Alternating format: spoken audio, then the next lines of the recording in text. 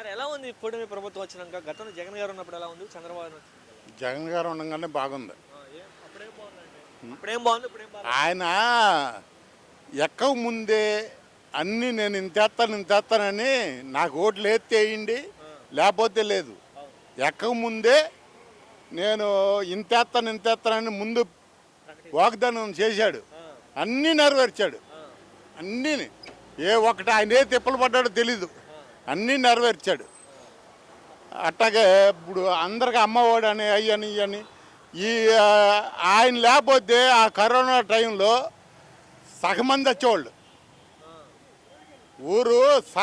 ఊరంతా సగం మంది వచ్చేవాళ్ళు. ఆయన ఉండమంటే ఆదుకున్నాడు. ఇవాళ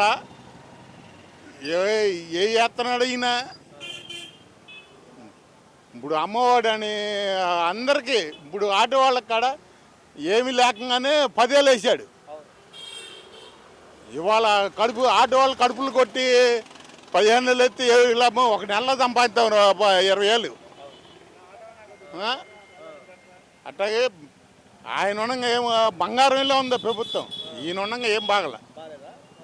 సూపర్ 6 సూపర్ సక్సెస్ అయిందని అమ్మ పెట్టుకోమను. ఏం అసలు పథకాలు రావట్లేదా?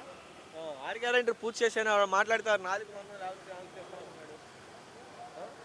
నాకైతే తెలీదు. జగన్ గారు ఉన్నప్పుడు ఎటువంటి పెట్టుబడిదారులు అందరికి వ్యాపారస్తులకి, పల్లికారులకి అందరికీ డబ్బులు ఇచ్చాడు. అందరికీ. ఇప్పుడు పల్లికారులు కాడ చెప్తున్నాను, నాకైతే తెలియదు. నేను అటు వరకు 2 లారీలకు వాండర్ని. ఈ తేపకి 40,000 50,000 కేసులు రాస్తుంటే నా పరిస్థితి ఇది అయింది.